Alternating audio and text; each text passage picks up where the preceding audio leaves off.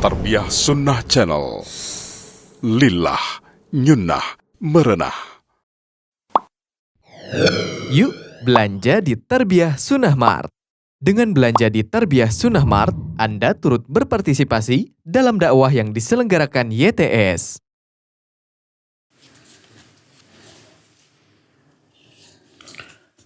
Bismillahirrahmanirrahim. Assalamualaikum warahmatullahi wabarakatuh.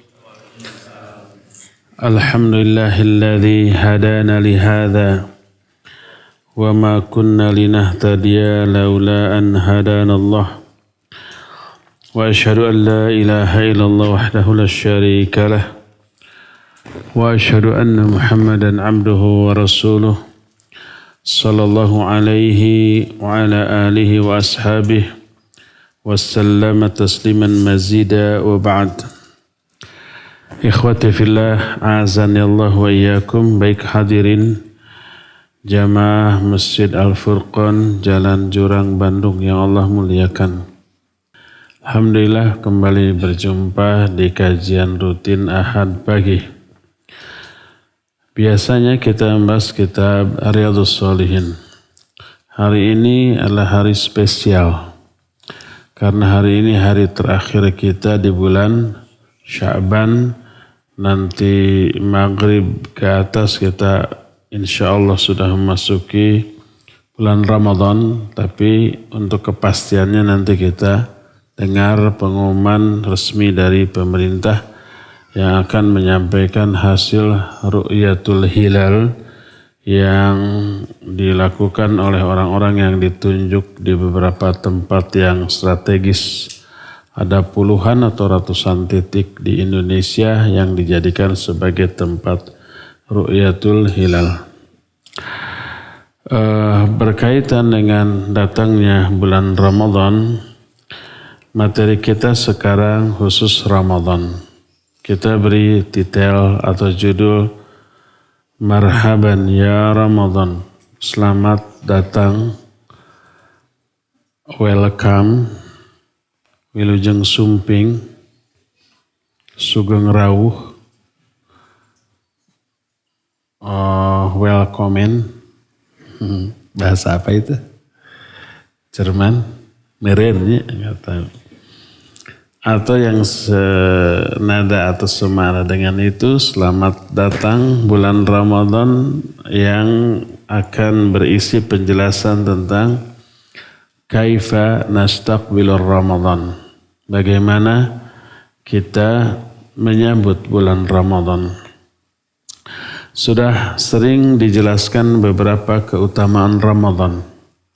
Ada ampunan dosa, ada pahala yang berlimpah, ada dilipat gandakan kebaikan-kebaikan, ada pembebasan dari api neraka, ada janji dimasukkan ke dalam surga, dan banyak lagi keutamaan Ramadan yang lain.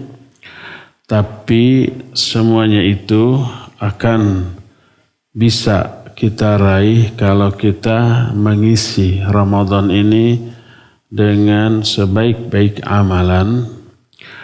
Dan untuk bisa melakukan sebaik-baik amalan perlu ada rencana, planning, langkah-langkah yang kita canangkan agar Ramadan yang kita akan jalani insya Allah sebentar lagi tidak sia-sia, tidak disamakan dengan bulan-bulan yang lainnya. Karena seluruh keutamaan Ramadan tersebut sesuatu yang amat sangat agung yang tidak bisa kita dapat di bulan-bulan lain. Dan itu yang harus atau patut diperjuangkan. Allah berfirman, wa fi dzalika falyatanafasil mutanafisun. Untuk hal yang demikian maka hendaklah orang yang biasa berlomba-lomba, hendaklah berlomba-lomba untuk hal itu. Kita sering berlomba dalam urusan dunia. Di sekolah, di kampus kita ingin menjadi ranking 1. Pertandingan olahraga ingin menjadi juara. Kalau ada lomba apapun ingin menjadi nomor 1. untuk urusan dunia. Sayangnya itu tidak kita lakukan untuk urusan akhirat. Hendaklah urusan akhirat dinomorsatukan, dan untuk itu Allah berfirman, wa fi dzalika falyatanafasil mutanafisun. Untuk hal itulah hendaklah orang-orang berlomba-lomba untuk meraihnya. Apa saja yang harus kita lakukan agar kita maksimal di dalam mengisi Ramadan? Pertama, tentu saja berdoa kepada Allah Azza wa Jalla. Berdoa agar pertama usia kita ini sampai ke bulan Ramadan. Karena Imam Ibn Rajab Al-Hambali rahimahullah dalam kitab Lataiful Ma'arif bab Wadhaifu Syahri Syawal, dan juga diulang pada Wadhaifu Syahri Ramadan, bahwa para sahabat zaman dahulu 6 bulan sebelum datangnya bulan Ramadan, mereka selalu berdoa agar usia mereka itu bisa sampai ke bulan Ramadan. Terus 6 bulan sebelum Ramadan tiba, dan setelah melewati bulan Ramadan 6 bulan berikutnya mereka berdoa kepada Allah agar ibadah-ibadah mereka di bulan Ramadan diterima oleh Allah Azza wa Jalla. Karena diterimanya ibadah di bulan Ramadan merupakan indikasi bahwa Ramadan mereka sukses mencapai target.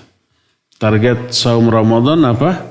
La'allakum tattaqun, agar menjadi orang bertakwa. Indikasi ketakwaan adalah diterimanya amalan. Karena Allah berfirman, innama yataqabbalallahu minal muttaqin. Allah hanya akan menerima amalan dari orang yang bertakwa. Jadi kalau amalan seseorang diterima, menunjukkan dia sudah menjadi orang yang bertakwa. Jadi 1 tahun hidup mereka, waktu 1 tahun itu dibagi 2. Setengahnya berdoa agar usia mereka sampai ke Ramadan, setengah lagi doanya berisi agar ibadah-ibadah mereka yang mereka lakukan di bulan Ramadan itu diterima oleh Allah Azza wa Jalla. Ya.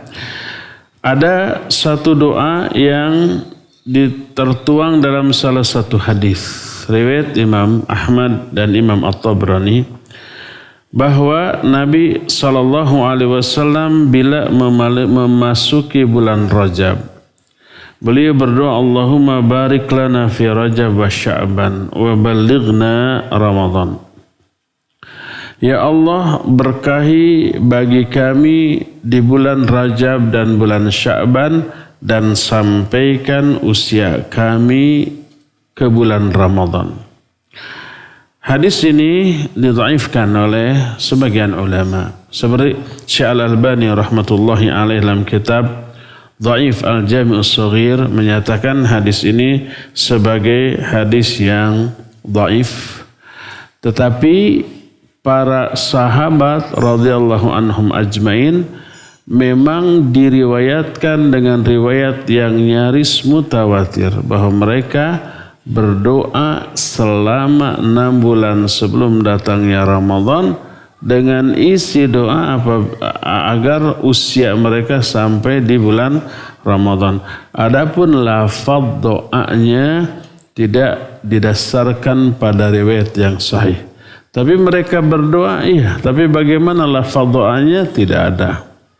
Maka dibolehkan kita membaca doa ini dengan tanpa keyakinan doa ini sunnah Nabi SAW. Kita hanya mengikuti sunnah sahabat yang berdoa agar usia mereka disampaikan kepada bulan Ramadan. Ada riwayat yang lain yang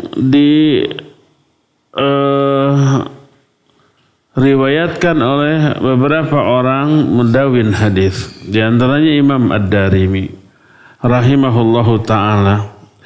dan juga Imam At-Tirmidzi dalam kitab sunannya, bahwa dianjurkan untuk berdoa, dan ini dibaca oleh para sahabat, untuk berdoa sebelum memasuki bulan Ramadan. Allahu Akbar, Allahumma ahilhu alaina bil amni wal iman wassalamah wal islam wa taufiq lima tuhib wa tarda rabbi wa rabbukallah. Mereka berdoa Allahu Akbar ini ketika melihat hilal di bulan Ramadan. Ya Allah, tetapkanlah hilal Ramadan bagi kami dengan aman dan iman serta selamat dan dalam keadaan Islam, serta berikan kepada kami taufik untuk mengamalkan amal yang Engkau cintai dan Engkau ridhoi. Ini yang dibaca oleh para sahabat ketika melihat hilal Ramadan, yang menunjukkan bahwa mereka amat sangat antusias untuk menyambut Ramadan. Walhasil pertama berdoa agar kita ini dimasukkan atau dipertemukan dengan Ramadan. Ya, ini yang pertama. Kedua, berdoa agar Allah Azza wa Jalla memberi hidayah, taufik, keistiqamahan, semangat yang tinggi, serta motivasi yang besar untuk mengisi Ramadan kelak dengan ibadah dan amal soleh yang Allah ridhoi. Dan semoga Allah memberikan hidayah kepada kita agar kita punya filter yang kuat dalam menolak segala godaan dan maksiat. Walaupun kita tahu di bulan Ramadan setan-setan diapain? Dibelenggu. Tapi masih adakah godaan? Iya. Masih adakah gangguan? Ya. Rasa malas? Iya. Nah, itu godaan tidak bisa kita halau. Bukan di say hello. Di halau itu diusir, ditolak tanpa hidayah dari Allah Azza wa Jalla. Maka berdoalah kepada Allah Subhanahu wa taala agar Allah Subhanahu wa taala memberikan hidayah kepada kita, agar kita bisa maksimal dalam beribadah, dalam beramal soleh, dalam melakukan sebanyak mungkin dan sekualitas mungkin kebaikan di bulan Ramadan, sehingga hasil dari ibadah di bulan Ramadan ini benar-benar maksimal. Ya, itu dua jenis doa yang kita harus panjatkan. Doa pertama agar Allah menyampaikan usia kita ke bulan Ramadan. Doa kedua agar Allah memberi hidayah kepada kita, kekuatan kepada kita untuk mengisi bulan-bulan Ramadan ini dengan ibadah dan amal soleh. Yang ketiga, persiapan atau sambutan kita terhadap Ramadan diisi juga dengan bersyukur kepada Allah atas nikmat besar berupa diberi kesempatan menikmati bulan Ramadan dalam kehidupan kita di tahun ini. Dan ini adalah nikmat yang tidak kecil, nikmat yang sangat besar yang wajib disyukuri. Berkata Imam An-Nawawi rahimahullahu ta'ala, yang beliau jelaskan dalam kitab Al-Majmu' Syarah Al-Muhadzab. Kata beliau, i'lam rahimakumullah, ketahuilah wahai saudara-saudaraku yang semoga Allah merahmati kalian. Selain dalam kitab Al-Majmu' Syarah Al-Muhadzab, Imam An-Nawawi pun mengemukakan dalam kitab Al-Adhkar. Kita tahu Al-Adhkar itu kitab susunan Imam An-Nawawi yang berisi apa? Zikir-zikir harian. Tapi di dalamnya ada yang dhaifnya. Membacanya perlu didampingi dengan syarah dari para ulama yang disertai dengan takhrij. dari hadis yang dibahas di dalam hadis ini, dalam kitab ini, ya. Berkata Imam An-Nawawi rahimahullahu ta'ala ketika menerangkan poin dianjurkannya kita bersyukur dengan kedatangan bulan Ramadan. Ketahuilah wahai saudaraku, dianjurkan, sangat ditekankan, disunahkan bagi orang yang memperoleh kenikmatan atau terhindar dari keburukan, memperoleh nikmat atau terhindar dari keburukan dengan nikmat yang sifatnya insidental. Hendaklah dia melakukan sujud syukur kepada Allah Azza wa Jalla atau memuji Allah atas nikmat yang telah Allah berikan kepadanya. Wa inna minan ni'amil azimah, dan sesungguhnya di antara nikmat-nikmat yang agung yang selalu Allah berikan kepada hamba-hambanya adalah dipertemukannya seorang hamba dengan bulan Ramadan dan diberikan taufik dan hidayah untuk menjalani ibadah di dalamnya. Dan ini nikmat yang sangat agung yang tidak Allah berikan kepada sembarang orang. Banyak orang yang meninggal sebelum Ramadan, atau banyak orang yang begitu memasuki Ramadan tak bisa ibadah. Kenapa? Karena dikasih sakit, dikasih musibah. Dia tidak bisa saum karena penyakitnya. Dia tidak bisa qiyam Ramadan karena penyakitnya. Dia tidak bisa menikmati seluruh ibadah yang disyariatkan di bulan Ramadan karena sakit. Atau yang lebih parah adalah banyak orang yang dipertemukan dengan Ramadan tapi tidak disertai dengan diberi hidayah oleh Allah untuk melakukan ibadah. Dia tidak saum, dia tetap tidak sholat. Apalagi dia tidak melakukan qiyam Ramadan di malam harinya, dan inilah seburuk-buruk manusia yang diberi kesempatan hidup di bulan Ramadan. Nanti kan ditanya tuh, kalau yang sakit tadi mah ada uzur, ada alasan, ada rukhsah, ada keringanan untuk tidak saum, untuk tidak tarawih atau qiyam Ramadan, sehingga terhapus atau termaafkan dosanya. Tapi yang parah mah masuk Ramadan, diberi kesehatan, diberi kemampuan untuk saum, tapi tidak diberi hidayah. Masuk bulan Ramadan dia tidak saum. Masuk bulan Ramadan dia tidak tarawih, tidak qiyam Ramadan. Dia tidak tadarrus, dia tidak infak fi sabilillah atau sedekah di jalan Allah Azza wa Jalla.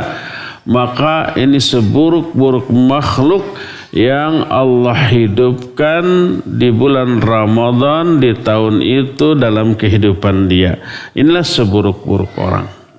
Oleh karena itulah, maka bila kita pertama diberi usia sampai Ramadan, kedua diberi kesehatan, ketiga diberi hidayah. Hidayah untuk apa? Hidayah untuk melakukan ibadah maksimal. Siang harinya kita isi dengan saum, dengan zikir, dengan tadarrus, dengan talabul ilm, dengan ta'limul ilm, dengan infak dan sedekah dan seluruh ibadah yang disyariatkan. Malam hari juga tetap diisi dengan ibadah lain, dengan qiyam Ramadan, juga dengan tadarus, zikir dan doa, infak dan sedekah. Maka itu nikmat yang lebih besar daripada nikmat-nikmat sebelumnya, yaitu nikmat hidayah. Maka wajiblah kita bersyukur atas seluruh nikmat yang Allah berikan kepada kita. Itulah poin yang ketiga. Poin yang keempat, wajib bagi kita merasa gembira, sukacita, bahagia dengan Ramadan. Jangan sebaliknya. Banyak orang yang begitu datang Ramadan hatinya sumpek, dadanya sempit. Aduh, Ramadan lagi, nggak bebas lagi. Apalagi di setiap negara-negara yang mayoritas Muslim, tempat-tempat maksiat ditutup karena aturan. Betul apa benar?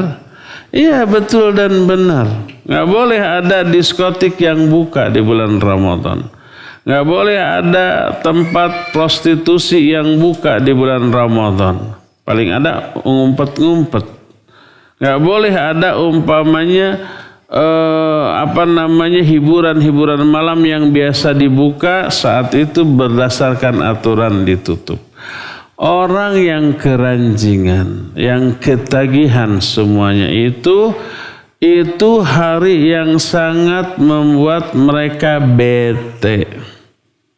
Membuat mereka tersiksa secara batin. Karena keinginan batinnya tidak bisa terpenuhi di bulan Ramadan. Harus lapar, harus haus. Gak bisa olahraga. Biasanya olahraga minimal 2 jam setiap hari dan itu menyenangkan. Maka Ramadan berhenti. Khawatir haus, khawatir lemas, khawatir batal. Demikian juga kegiatan-kegiatan hura-hura lainnya. Semua tempat-tempat yang biasa kita datangi terkondisi dengan suasana Ramadan. Di mal-mal yang biasa masuk itu disetel musik, lagu dan yang lain-lainnya. Waktu Ramadan mah disetelnya apanya? Eta-eta keneh lagu keneh ngan ku bahasa Arab merenya. Nyanyian apa bukan? Nyanyian, cuma beda syair. Islaminya dari mana? Dari syairnya sebab berbahasa Arab. Loh emang lagu dan nyanyian yang dilarang di zaman Nabi dan para sahabat itu lagu apa? Pakai bahasa apa? Bahasa Sunda. Pakai bahasa Arab. Ya, itu masuk ke dalam kategori nyanyian. Walaupun memasukkan ayat Al-Quran di dalamnya, double dosanya. Pertama nyanyiannya, yang kedua istihza dan kepada ayat-ayat Al-Quran. Ayat Quran yang agung dimasukkan ke dalam bingkai kemaksiatan. Jangankan untuk itu, ke ruku, ke sujud juga Al-Quran tidak boleh dibaca ya. Berkata Rasulullah SAW, inni nuhitu an aqra al-Quran fir ruku'i was sujud. Kata beliau alaihi salatu wassalam, aku dilarang. Siapa yang melarangnya? Allah. Aku dilarang untuk membaca Al-Quran dalam keadaan ruku dan sujud. Kenapa? Karena ruku dan sujud adalah momen ketika kita menghinakan diri di hadapan Allah, merendahkan diri di hadapan Allah. Saking menghinakan dirinya, kita letakkan bagian tubuh yang paling dianggap mulia di tempat yang paling bawah. Mana bagian yang paling mulia? Wajah ini nih. Diagung-agung, dihormati. Nah, kita simpan di tempat yang paling bawah di hadapan Allah. Itu menghinakan diri. Dan menghinakan diri kepada Allah sebagus-bagus perbuatan. Karena memang kita hakikatnya hina, nggak punya apa-apa, nggak bernilai apa-apa di mata Allah Azza wa Jalla. Karena ruku dan sujud adalah momen ketika kita menghinakan diri. Al-Quran yang agung, yang mulia nggak boleh dibawa ke sana. Dilaranglah kita membaca Quran ketika ruku dan sujud. Nggak boleh dibawa Al-Quran ke tempat-tempat yang tidak layak walaupun bukan kemaksiatan. Ruku dan sujud maksiat bukan? Bukan. Tapi momen ketika menghinakan diri. Kita masuk ke dalam WC. Kita melakukan rutinitas dalam WC maksiat atau bukan? Bukan sama sekali. Kalau maksiat mah dosa tuh. Ya. Kita dianggap dosa untuk sesuatu yang tidak bisa kita hindarkan, nggak mungkin. Di dalam WC kita tidak bermaksiat, ya. Hanya itu tempat yang tidak layak untuk keagungan Al-Quran. Apalagi kalau Al-Quran dibawa ke tempat maksiat. Masuk ke diskotik, direbut mic yang lagi dipegang oleh vokalis. Sebentar 5 menit, saya membaca Fatihah dulu. Itu menghinakan Al-Quran. Karena berada atau dibawa ke tempat yang pasti dihinakan. Begitu baru ta'awud juga, hadirin apakah khidmat, tungkul gitu sambil nyegruk nangis? Enggak, pasti teriak, oh ini bukan masjid, turun kan gitu ya. Kan begitu, dihinakan. Maka tidak boleh. Ya. Apalagi dimasukkan sebagai lirik syair sebuah lagu. Diiringi dengan musik.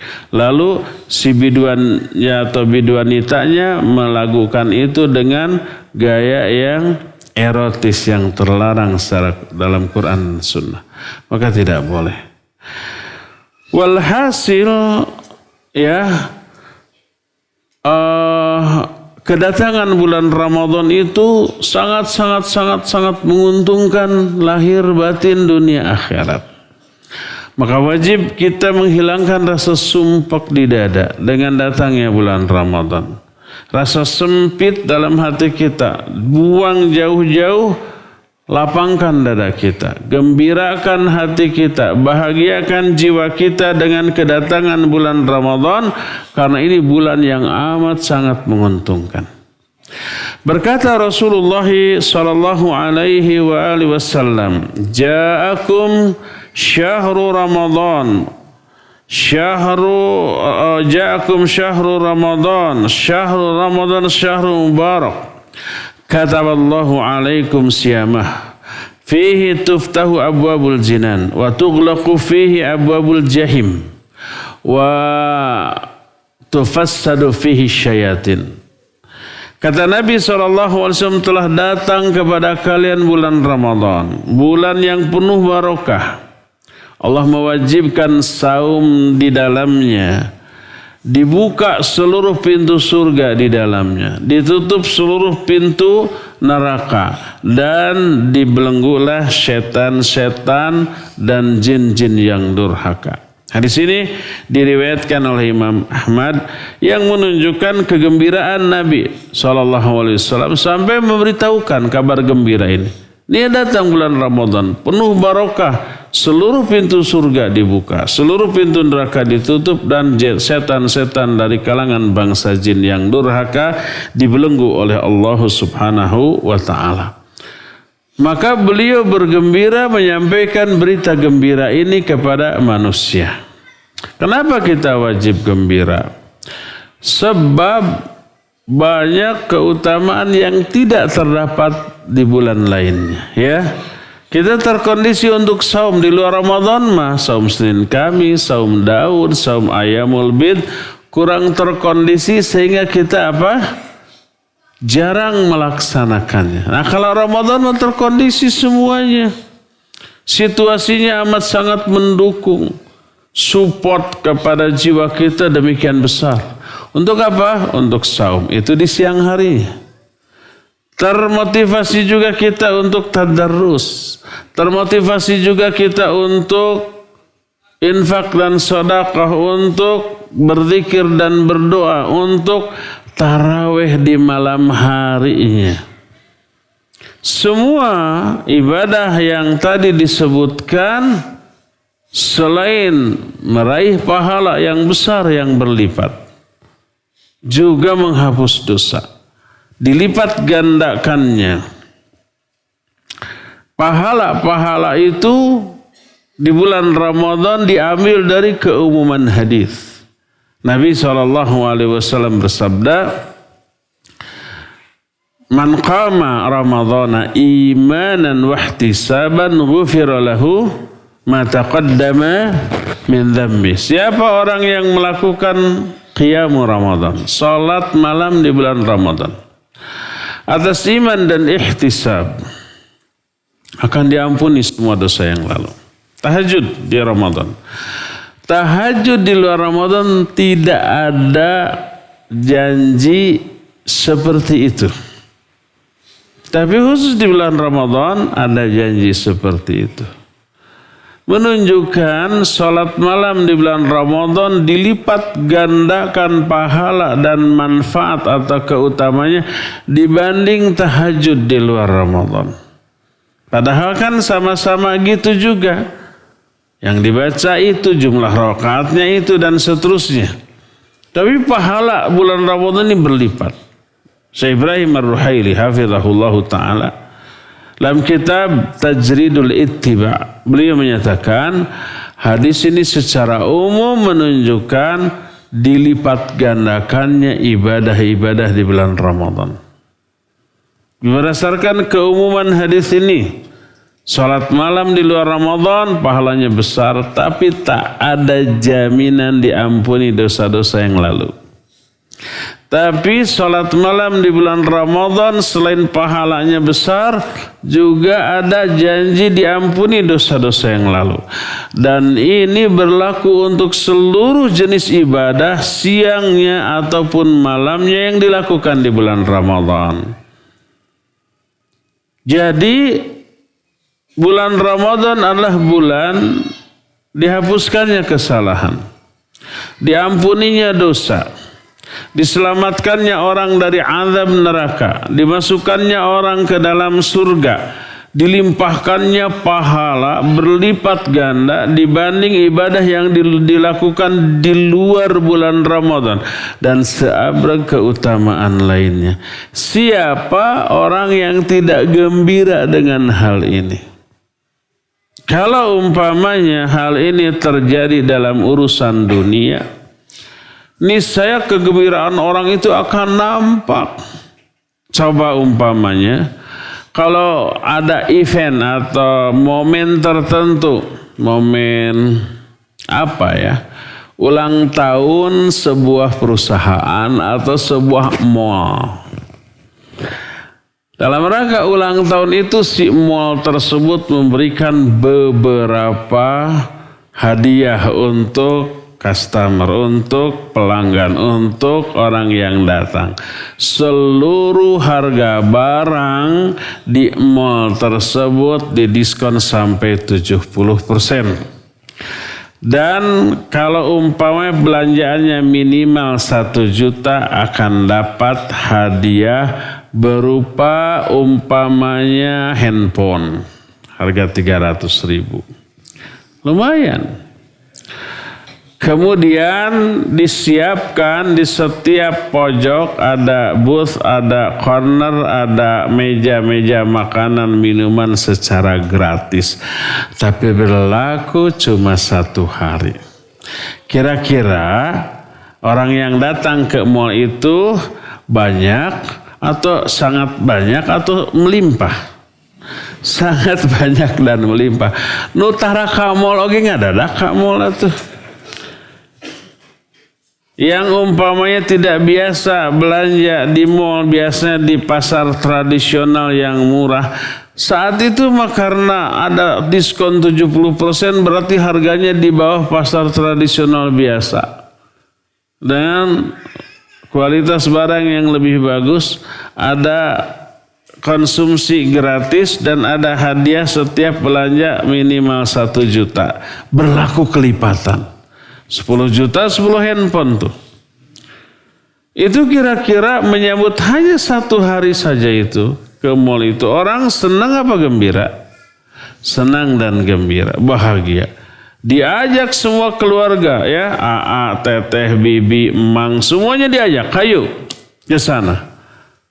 Biasanya makan comrok hungkul sama cireng. Di sana mah ada segala macam gratis gitu. Nah, itu untuk urusan dunia. Pasti hari tersebut dia ikhtiarkan, dia usahakan pergi. Kerjanya minta cuti atau libur dulu. Anak-anak yang sekolah udah tulis surat ke guru sakit gitu. Gak bohong ya. Dan seterusnya. Hari ini udah libur semua kegiatan ke mall. Hanya sehari. Untuk keuntungan dunia. Senang gembira mereka. Apa yang Allah janjikan di bulan Ramadan jauh lebih berharga, ribuan kali lipat, jutaan kali lipat daripada keuntungan dalam ilustrasi tadi tentang mual tadi. Di bulan Ramadan seluruh amal ibadah dilipat gandakan pahalanya. Di bulan Ramadan dosa-dosa diampuni. Di bulan Ramadan doa-doa didengar dan diijabah oleh Allah Azza wa Jalla. Di bulan Ramadan Allah membebaskan beberapa orang dari api neraka dan itu berlaku setiap malam. Di bulan Ramadan ada jaminan surga yang Allah berikan kepada orang-orang yang saum. Berdasarkan hadis dari Abu Umamah Al-Bahili radhiyallahu an, ya Rasulullah, dullani ala amalin adkhulu bihil jannah. Wahai Rasulullah, tunjukkan kepadaku satu amalan yang menyebabkan aku masuk surga. Beliau menjawab, fa'alaika bisawm la mithalah. Kamu harus saum karena saum itu amalan yang tidak ada bandingnya, ya. Walhasil seluruh keuntungan yang Allah berikan di bulan Ramadan dan tidak Allah turunkan di bulan-bulan lain mengharuskan kita merasakan kegembiraan, kebahagiaan dan kesenangan yang tiada terkira. Dan inilah poin yang keberapa? Keempat, wajib berbahagia, bergembira. Iwan dan akhwat yang selama ini merasa wegah dengan kedatangan Ramadan, merasa berat, merasa sumpek, maka ubah pola berpikir kita, ya. Ubah konsep kita tentang Ramadan yang besok akan kita jalani ini, maka dengan merubah cara berpikir dan pemahaman kita tentang Ramadan, rasa sumpek itu hilang. Diganti dengan senang, suka, bahagia, dan bergembira ria. Itu yang keberapa? Keempat. Kelima, tanamkan tekad dalam diri kita bahwa kita akan bersungguh-sungguh dalam melakukan ibadah dan amal soleh melebihi dari apa yang sudah kita lakukan di tahun-tahun lalu. Bila perlu dan harus, tetapkan target dalam setiap amal soleh yang kita akan lakukan. Ya, target kita pertama sholat berjamaah fardu nggak boleh bolong. Kedua, sholat Qiyamul Ramadan tidak boleh bolong kecuali kalau ada uzur syar'i yang di luar kemampuan kita, ya. Ketiga, target ketiga adalah minimal kita membaca Al-Quran 1 juz sehari, sehingga 1 bulan Ramadan kita tamat 1 Al-Quran penuh 30 juz, ya. Jangan mentawil hadis, ya, bahwa Qul huwallahu ahad itu sepertiga Quran. Cukuplah sebulan 3 kali baca kulhu tamat. Jangan mentakwil hadis itu dengan pemahaman yang keliru. Malas aja itu, ya. Jadi tetapkan target. Dalam hal membaca Al-Quran tetapkan target. Dalam hal tarawih tetapkan target. Dalam hal umpamanya sholat berjamaah di masjid tetapkan target. Boleh enggak? Ada pertanyaan, nanti jangan tanyakan lagi. Sudah kita jawab. Bolehkah kita menghukum diri sendiri bila kita tidak mencapai target itu? Bukan boleh, bagus. Umpamanya kalau hari ini saya tidak tamat 1 juz, saya menghukum diri saya dengan cara menginfak umpamanya 50.000. Enggak, 50.000. Ya. Kemudian umpamanya kalau malam ini saya tidak taraweh, saya akan menghukum diri akan mencuci WC di masjid tersebut semuanya dengan biaya dari saya. WC-WC itu rata-rata kurang diperhatikan oleh masjid. Saya beli sabun pewanginya, ya. Saya beli sikatnya.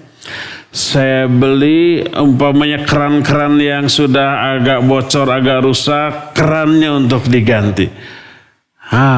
Makanya itu akan memotivasi kita untuk tidak tidak bolong. Salat berjamaahnya tidak bolong, salat tarawihnya tidak bolong, dan target 1 juz sehari ini akan selalu tercapai.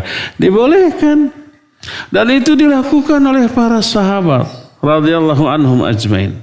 Umar bin Khattab radhiyallahu an suatu saat mau ke masjid. Karena dahulu itu masjid itu kan jarang ya. Tidak seperti kita se-RW 1 kadang-kadang satu RT ada 2 masjid kadang-kadang kan. Jadi kalau sholat azan patembalan pas sholat maghrib, sholat isya, si imam teh pakai speaker lagi patembalan ya. Di sini umpamanya baru alhamdulillahirabbil alamin, di masjid ini sudah waladhdallin, ikut amin di sini. Di Jatinangor ada kampus STPDN ya. Di dalamnya itu ada 2 masjid yang berdekatan. Kelihatan tuh.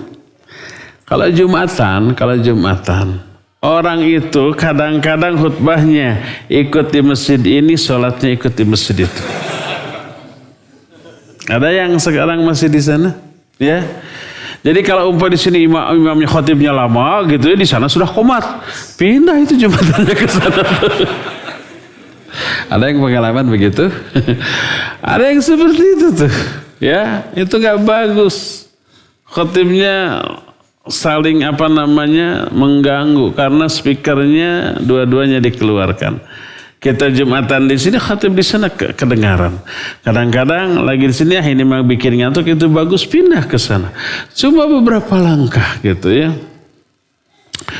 Jadi tetapkan target dalam hal baca Al-Quran, dalam hal qiyamul Ramadan, dalam hal salat berjamaah, dalam hal talabul ilm. Nanti kita akan ada schedule, ada jadwal kajian di bulan Ramadan. Ditargetkan ikut segini. Kalau ada satu yang tidak saya hadiri karena kelalaian, hukum diri. Dengan cara apa? Dengan cara yang baik. Infak ke, sedekah ke, umpamanya, atau menghukum diri, wah saya harus menghafalkan ayat ini sebagai hukuman. Atau saya akan cuci kakus WC masjid tersebut, masjid terdekat, atau yang mana, itu dibolehkan. Umar bin Khattab radhiyallahu an mau ke masjid, masih agak jauh dari azan, tenang, karena merasa agak lama dia ini dulu ke kebun kurmanya, lihat-lihat, keasikan, kebablasan. Pas sampai di masjid dia sampai masbuk. Apa yang dia lakukan? Dia sangat menyesal. Apa yang terjadi? Tidak ingin ini terulang. Itu kebun kurmanya dia infakkan di jalan Allah sebagai hukuman atas kelalaiannya. Syekh Fadl Ilahi dalam kitab Ahammiyatus Sholatil Jamaah, kita pernah bahas kitab ini dulu ya. Suatu saat ada seorang alim memiliki anak yang sekolah atau belajar di kota lain. Ayahnya ini nggak mau anak ini lalai dari sholat berjamaah. Dikirimlah mata-mata, awasi anak saya. Laporkan kalau dia lalai dari sholat berjamaah. Dimata-matai. Ternyata suatu saat anaknya itu telat ke masjid masbuk. Dilaporkan. Kata ayahnya, selidiki oleh kamu. Kenapa anak saya sampai masbuk saat itu? Selidik punya selidik, ternyata si anak masbuk karena dia repot menyisir terlebih dahulu rambutnya yang panjang.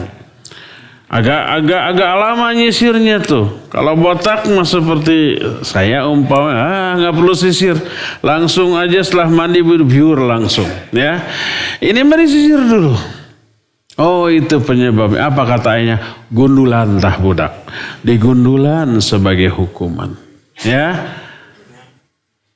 Jadi dibolehkan memberi hukuman karena kelalaian. Jadi bikin schedule, bikin planning, bikin rencana tentang apa yang kita akan lakukan di bulan Ramadan. Termasuk apa? Termasuk boleh menetapkan hukuman untuk diri sendiri dengan hukuman yang bermanfaat baik bagi diri ataupun bagi yang lain. Itulah poin yang keberapa? Kelima. Keenam, bekali diri kita dengan ilmu tentang Ramadan.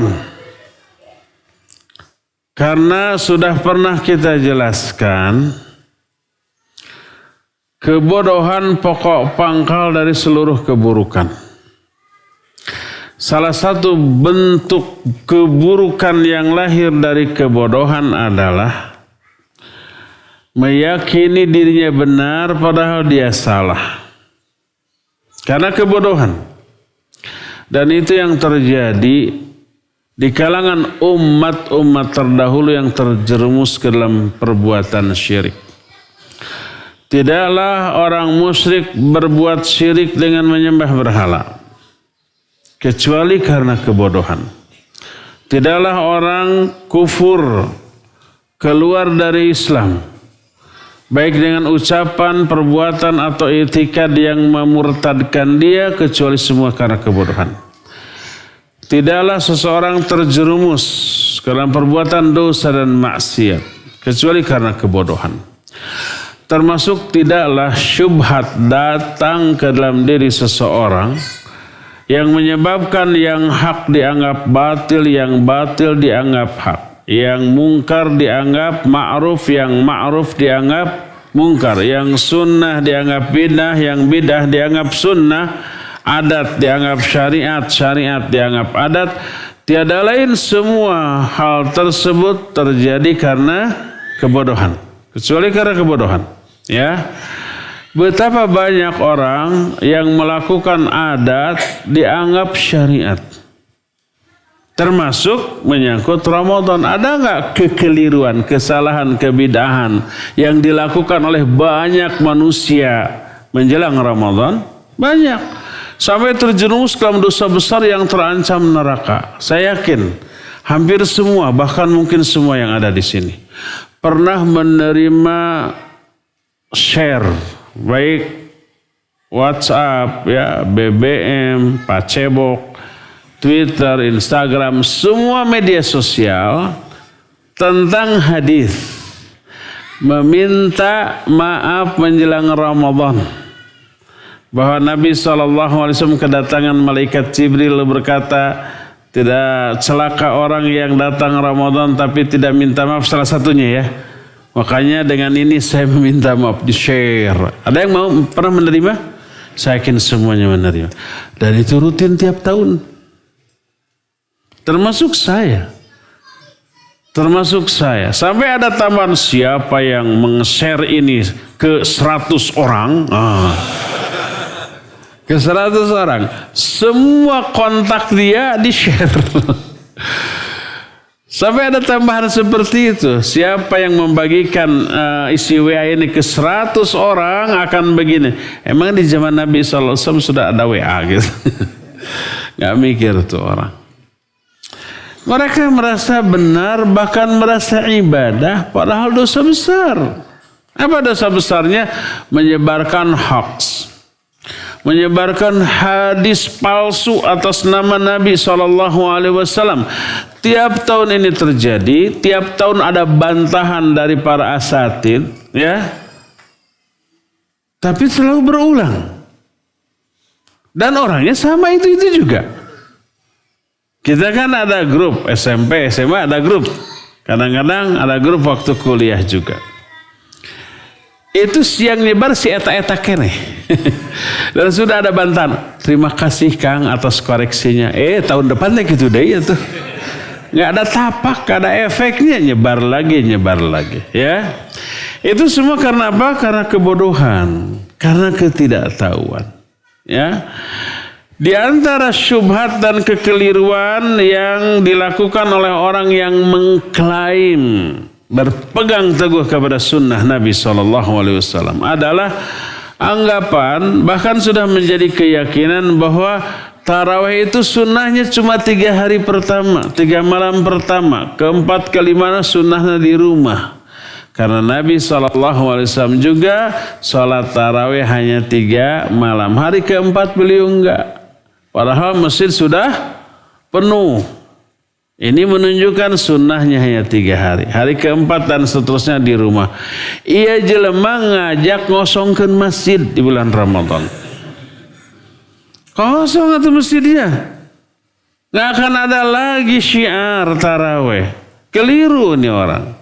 Bukan hadisnya yang keliru, hadisnya benar bahwa Nabi SAW hari pertama datang, ada yang gabung, hari kedua datang lagi lebih banyak, hari ketiga banyak masjid penuh, hari keempat sudah ngeluber, malam keempat tarawehnya, dan Nabi SAW tidak datang, ya enggak? Besoknya baru diberitahu, saya tahu bahwa kalian apa yang kalian lakukan di malam tadi, tapi sengaja saya tidak datang sebab khawatir qiyamul Ramadan diwajibkan atas kalian. Dan setelah itu beliau sholat di rumah, ya. Tapi jangan sampai disimpulkan sunnahnya malam keempat itu di rumah, masjid kosong kunci. Keliru besar. Ini orang salah dalam memahami hadis. Nggak ada seorang pun ulama yang memahami demikian. Yang menyatakan sunnahnya tarawih itu di rumah. Hadis-hadis lain riwayat Imam Abu Daud menyatakan Nabi SAW sholat di masjid bersama Hudzaifah di malam ke-24. Yang lain sampai ke-26, ya. Lalu secara umum Nabi SAW menyatakan man qama ramadhana ma'al imami fil masjid hatta yansarifa kutiba lahu qiyamul lailah. Kata Nabi SAW, siapa orang yang salat qiyamul Ramadan bersama imam di masjid sampai selesai akan dicatat bagi dia seolah-olah dia salat semalam sepenuh, dan itu berlaku setiap malam, ya. Jadi berbekallah dengan ilmu di dalam memasuki Ramadan sehingga yang sunnah benar-benar dianggap sunnah dan dipegang teguh, dan yang adat tapi bukan bagian dari agama ini tidak diamalkan dan tidak dilestarikan karena khawatir dianggap sebagai bagian dari syariat. Bekalilah diri kita dengan ilmu, ya. Itu yang keberapa? Keenam. Ketujuh. Poin ketujuh yang harus direncanakan adalah mempersiapkan fisik dan psikis dan melakukan warming up untuk memasuki Ramadan. Itu berlaku loh dalam urusan agama seperti yang juga berlaku dalam urusan apa? Dunia. Kalau kita makan, apa yang dianjurkan untuk dikonsumsi terlebih dahulu? Buah-buahan, ya enggak? Betul apa benar? Betul dan benar. Buah-buahan dulu. Salah satunya untuk mengkondisikan terlebih dahulu lambung kita, perut kita gitu ya. Baru nanti ada yang berat-beratnya terakhir. Seperti itu yang katanya yang dianjurkan. Demikian juga umpamanya mau olahraga. Dianjurkan pemanasan, pelenturan agar pas dalam olahraga itu melakukan gerakan yang ekstrim, harus lari cepat, harus loncat, tubuh kita sudah lentur, sudah siap untuk itu. Kalau enggak pemanasan apa yang terjadi? Bisa keseleo, bisa kram, bisa patah tulang dan seterusnya. Kalau umpamanya kita mau berenang, dianjurkan pemanasan, pelenturan, dan sebelum masuk air jangan langsung nyebur. Tapi apa? Dibasahi dulu bagian-bagian tubuh kita sedikit demi sedikit. Karena perbedaan apa? Suhu air dengan suhu tubuh, biar adaptasi dulu. Kalau langsung loncat bisa kram kita. Seperti itu. Nah, itulah masalah dunia. Dalam urusan agama, ibadah juga begitu. Nabi SAW sebelum beliau mandi, beliau terbiasa membasuh anggota wudhu terlebih dahulu, ya, sebelum membanjurkan air ke seluruh tubuh. Itu sunnah. Demikian juga ketika beliau bangun malam, kemudian sholat sebelum memulai tahajud, beliau memulai sholat malamnya dengan 2 rakaat yang ringan yang enteng. Untuk mengadaptasikan baik tubuh, pikiran, hati agar ada proses adaptasi sebelum sampai kepada ibadah yang intinya. Begitulah. Oleh karena itu sangat dianjurkan untuk melakukan pemanasan sebelum memasuki bulan Ramadan dengan melakukan ibadah-ibadah ringan dalam bentuk ibadah yang kelak akan dilakukan di bulan Ramadan.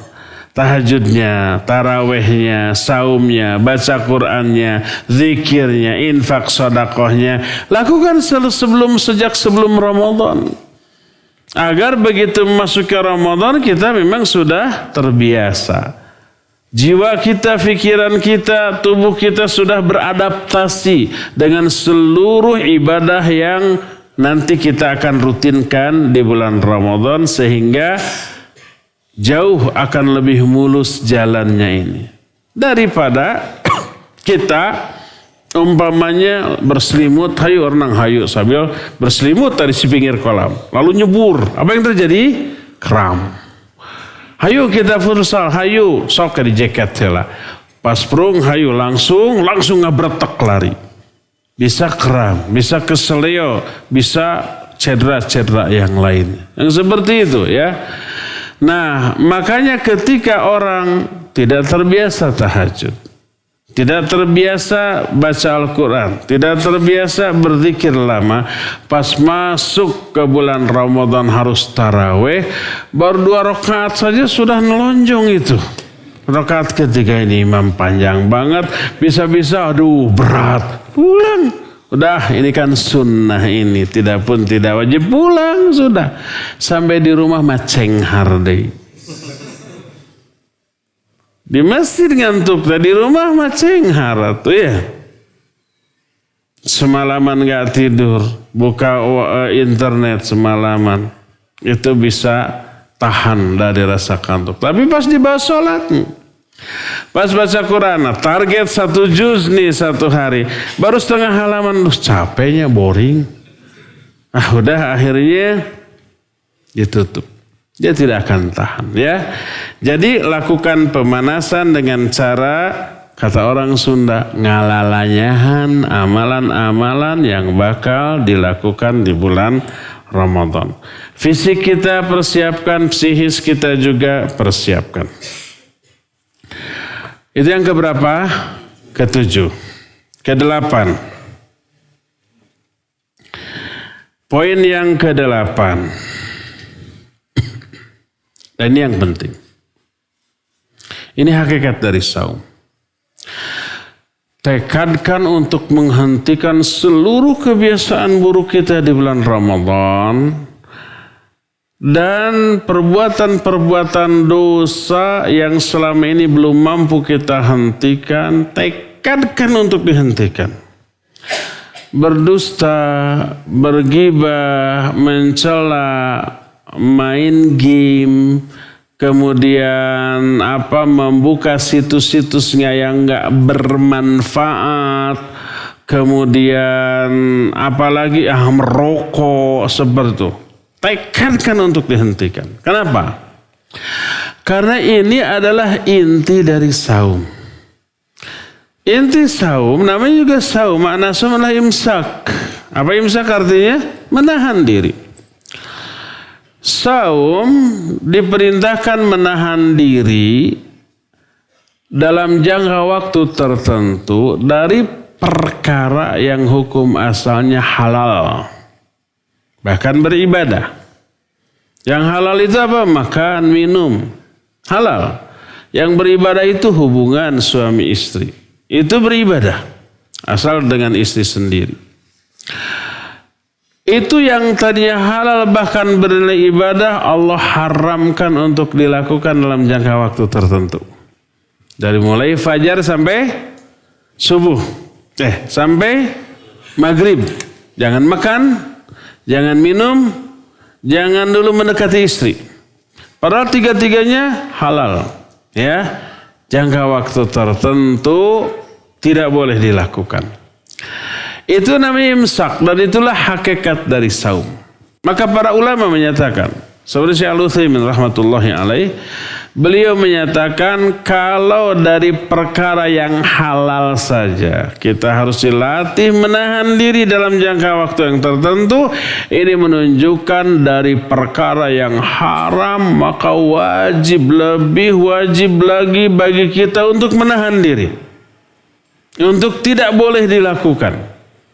Dari semua yang haram, baik ucapan seperti dusta, seperti ghibah, seperti mencela, seperti suudzon kepada sesama dan seterusnya, wajib dijauhi. Atau perbuatan anggota badan menyakiti dan seterusnya, wajib lebih dijauhi. Daripada apa? Daripada makan, minum dan syahwat tadi. Makan, minum, syahwat hukum asalnya halal. Tapi di waktu saum, selama beberapa waktu tertentu haram. Apalagi dari perkara yang diharamkan. Maka siapa orang yang saum tapi masih leken, nikreh tur ngeureuy, melakukan perkara yang Allah haramkan, maka saumnya ditolak oleh Allah Azza wa Jalla karena dia malah terjerumus ke dalam perkara yang bertolak belakang dengan hakikat saum. Hakikat saum menahan diri. Menahan diri dari apa? Dari hal yang hukum asalnya mubah. Hanya waktu tertentu. Nanti maghrib boleh lagi makan, boleh lagi minum, boleh lagi menyalurkan syahwat ke istri, boleh. Adapun yang haram maka jauhi. Maka berkata Nabi SAW, "Man lam yada' qawla zur wal amala bih, falaysa lillahi hajatun fi ayyada' ta'amahu wa syarabah." Siapa orang yang saumnya tidak meninggalkan ucapan dan amalan yang sia-sia, maka Allah enggak butuh kepada perbuatan dia meninggalkan lapar, haus yang dilakukannya, enggak butuh kepada saum orang itu. Kata orang Sunda, moal karo, kanu kitu patut. Karena apa? Karena saumnya yang suci, yang bersih, yang agung terkotori oleh noda. Apa nodanya? Yaitu ucapan dan perbuatan yang busuk tadi itu. Terkotori, maka ada peribahasa karena nila setitik rusak susu sebelangga. Satu titik itu susu, satu titik itu nila. Nila itu apa? Bukan ikan loh. Racun ya enggak? Racun. Tapi susu satu belangga, satu wadah besar. Enggak ada yang berani meminum. Dibuang semuanya itu. Seperti yang sering saya contohkan, bakso satu mangkok, haci ada satu ceret ke sana, yang lendir asin. Menyebabkan satu mangkok itu dibuang. Tidak ada, walaupun Simang berargumentasi, kan gak merusak aroma, gak merusak rasa, ya, dan tidak beracun, dijamin tambah enak. Berani nggak kita makan minum? Nggak. Walaupun gratis deh. Bahkan nanti akan ada tambahan satu mangkok gratis lagi. Berani? Nggak.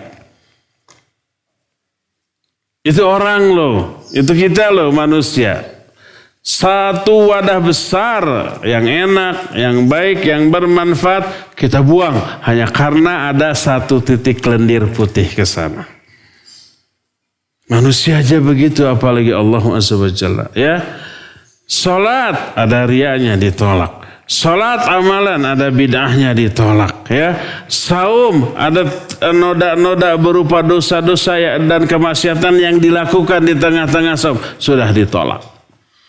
Maka inti dari saum adalah menahan diri dari semua yang buruk.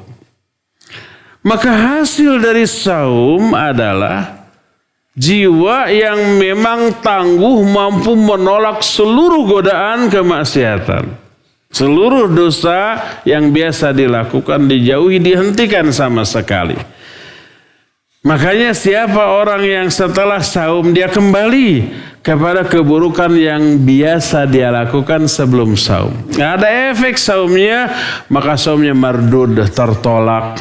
Dan seluruh janji yang Allah berikan kepada orang yang saum, Allah nggak akan berikan kepada orang seperti itu. Maka ikhwan, akhwat mah nggak akan ada. Hentikan rokok. Dan ini adalah momen yang pas untuk apa? Untuk menghentikan rokok. Seusai Lebaran, seusai Ramadan berlalu, kita sudah terbiasa. Kuat kan dari subuh sampai maghrib tidak merokok ya? Tapi pas maghrib rokok sudah di sini ya tuh. Begitu Allahu Akbar kenyot batal. Nggak batal ada teh rokok ya. Terus waktu sahur juga rusuh. 10 menit lagi nih. Nggak cukup 1 batang. Maka si piring yang masih tersisa setengahnya dia simpan, lebih menyukai cekes. 10 menit 1 batang tuh. Ya kalau ngenyotnya kerep bisa 2 batang. Jadi lebih rela mengorbankan nasi setengah piring asal bisa ngerokok. Ini keburukan. Ditolak loh nanti ibadahnya oleh Allah Azza wa Jalla. Karena sering saya kemukakan merokok adalah perbuatan yang keji ya mungkar. Mungkar karena mengganggu banyak orang. Walaupun sering saya lakukan, setiap perokok dia ke tengah gunung, ke puncak gunung, ke puncak. Nggak ada orang. Lalu setelah itu pulang ke rumah. Masih tetap mendolimi keluarganya. Ya, nafas yang dia hembuskan, menghembuskan nikotin, racun dan yang lainnya, nempel di dinding, nempel di gordeng, nempel di badannya, keisep sama istri sama anak kita. Gimana nggak dolim tuh orang? Coba bayangkan kita lagi sholat, datang orang baru ngerokok di luar, sholat di pinggir kita. Kecium nggak? Kecium. Karena bau rokoknya nempel di sini, di badannya, di rambutnya, di wajahnya. Belum nafas yang dihembuskannya, na'udzubillah. Makanya bagaimana tidak mungkar itu perbuatannya. Hentikan untuk menyelamatkan ibadah-ibadah yang kita lakukan. Inilah beberapa poin dari penjelasan kaifa nastaqbilur Ramadan, bagaimana kita menyambut Ramadan. Cukup sampai di sini dan kita masih punya sisa waktu kira-kira 4 menit untuk bertanya jawab. Wassallallahu ala nabiyina Muhammadin wa ala alihi wa ashabihi wasallam. Ya Pak.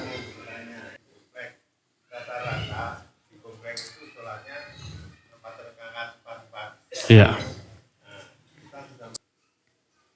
Taib. Barakallahu fiik. Pak Mulyono bertanya, kita ingin mengamalkan sunnah, sholat 2 rakaat salam, tapi di masjid 4-4-3 ya. Boleh nggak kita maghrib isyanya di masjid, tarawehnya di rumah dengan keluarga? Kalau pertanyaannya boleh tidak, boleh. Boleh. Tidak tarawih pun boleh enggak? Boleh. Cuma tidak afdal. Afdal tetap di masjid. Jangan permasalahkan jumlah rakaat, baik 2-2 atau 4-4, karena dua-duanya ada rujukannya. Hadisnya ada, pendapat para ulamanya juga ada. Ya, kita tetap memelihara berjamaahnya daripada berpegang teguh kepada pendapat yang kita yakini kebenarannya padahal itu diikhtilafkan. Ya, yakini bahwa menurut kita ini yang benar, tapi itu juga nggak apa-apa karena ada rujukannya. Pas berjamaah kepada yang berbeda ya nggak apa-apa.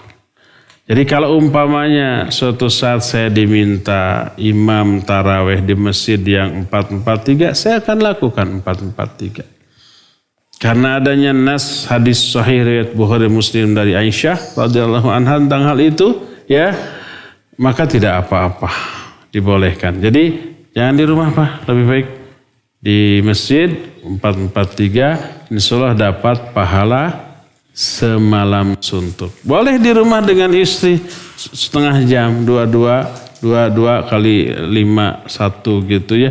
Pahalanya cuma selama sholat, nggak semalam suntuk. Basuh itu mah.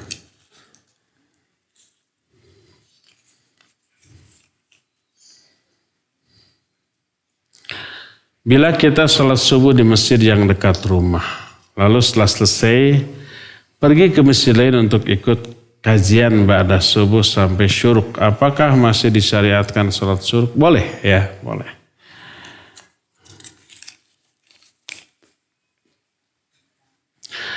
Mana yang lebih utama, sholat tarawih setelah isya atau qiyamul lail sepertiga malam di bulan Ramadan? Yang lebih utama berjamaahnya. Kalau sepertiga akhir malam ada berjamaah di masjid, boleh kita pilih. Kadang-kadang ada masjid yang dua kloter ya. Boleh ba'da isya atau nanti sepertiga akhir malam. Imamnya beda. Yang sepertiga akhir malam lebih enak dan lebih panjang. Boleh. Tapi kalau di masjid itu hanya satu kali ba'da isya. Udah kita ikut saja ba'da isya. Pahalanya semalam suntuk. Dibanding bila kita sholat sendirian sepertiga akhir malam di rumah, pahalanya hanya selama kita sholat.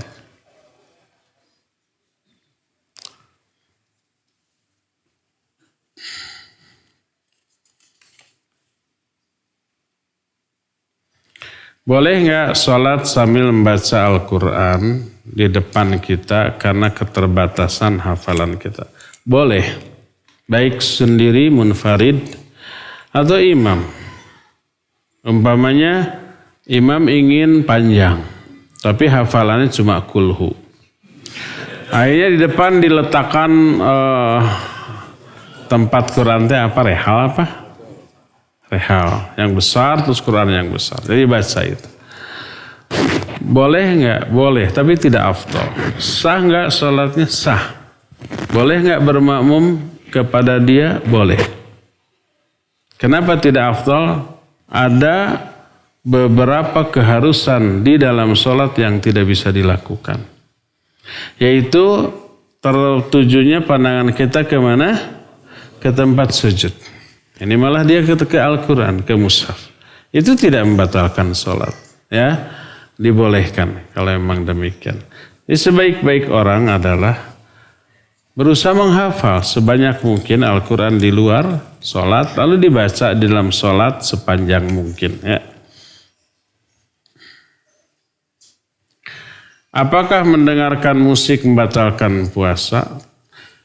Dosa yang dilakukan ketika sholat, ketika saum, ketika ibadah tidak membatalkan ibadah itu.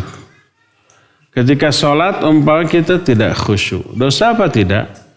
Dosa. Batal enggak? Tidak. Ketika sholat ada riya. Batal enggak sholatnya? Enggak batal. Tapi dia berdosa di dalam sholatnya. Ya, sholatnya rusak, bolong. Dan pasti setiap kita melakukan dosa di dalam sholat. Baik karena ketidakkhusyuan atau ketidakikhlasan atau karena ketidakmutabaahan. Apa artinya? Tidak mengikuti tata cara gerakan sholat yang diajarkan oleh Rasul sallallahu alaihi wasallam. Lalai, baik nambah, ngurang atau rubah. Baik sengaja atau tidak sengaja karena kebodohan, karena ketidaktahuan. Dia terjerumus ke dalam kesalahan. Ya, dia berdosa di dalam sholatnya, tapi sholatnya tidak batal. Ini yang menjadi rahasia. Kenapa seusai salam dari sholat, pertama yang kita lakukan apa? Istighfar. Astagfirullah, astagfirullah, astagfirullah. 3 kali. Untuk menutupi dosa yang kita lakukan selama sholat.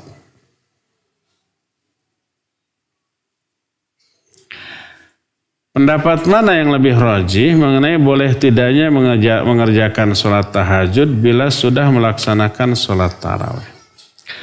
Sebenarnya tidak ada ikhtilaf tentang bolehnya hal itu. Kemarin ada yang nanya ke Syekh Malik bin Hasan Sya'ban, bukan Husain. Di sana tertulis Husain. Tapi saya lihat di WA-nya dan di IMO-nya Hasan. Kemarin kita komunikasi, namanya Malik bin Hasan Sya'ban, bukan Husain. Ada kan pertanyaan itu? Mungkin menerjemahkannya kelewat. Kata beliau, tidak boleh ada 2 witir dalam semalam. Ya, makanya kalau umpamanya Setelah selesai tarawih di plus witir. Nanti mau menambah sholat lagi boleh, tapi tidak boleh ada witir lagi. Dibolehkan, dan ini tidak ada ikhtilaf di kalangan para ulama. Dibolehkan seperti itu. Cuma beliau menyatakan yang dimaksud qiyamul lail tidak terbatas hanya sholat saja. Qiyamul lail bisa berbentuk baca Al-Quran, berzikir, membaca kitab, seperti itu juga termasuk qiyamul lail. Tapi seafdal qiyamul lail adalah sholat. Jadi dibolehkan bagi dia untuk menambah rakaat seusai tarawih di masjid dengan witirnya, nanti boleh nambah lagi tapi tidak witir lagi.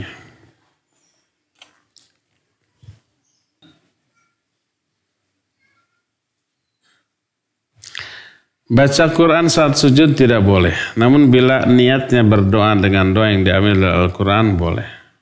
Dengan syarat langsung ke lafadz.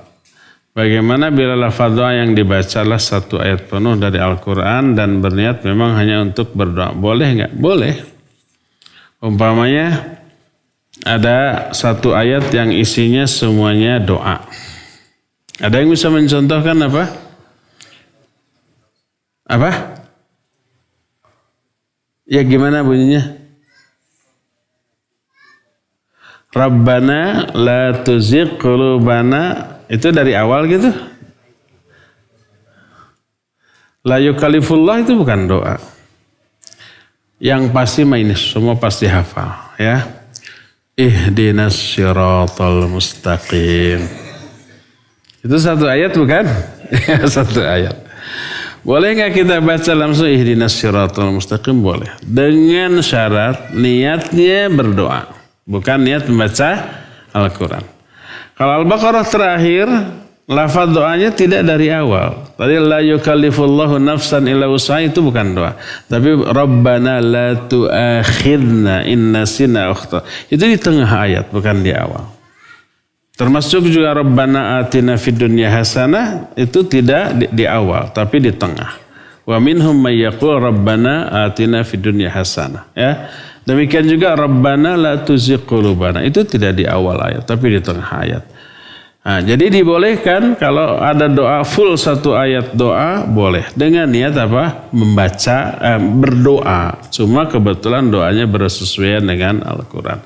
Cukup ya, sampai sini saja. Kajian di bulan Ramadan tetap ada. Ikuti saja BC yang disebar oleh pihak yayasan. Subhanakallahum bihamdik. Asyhadu an la ilaha illa anta. Astaghfiruka wa atubu ilaik. Alhamdulillahirabbil alamin. Wassalamualaikum warahmatullahi wabarakatuh.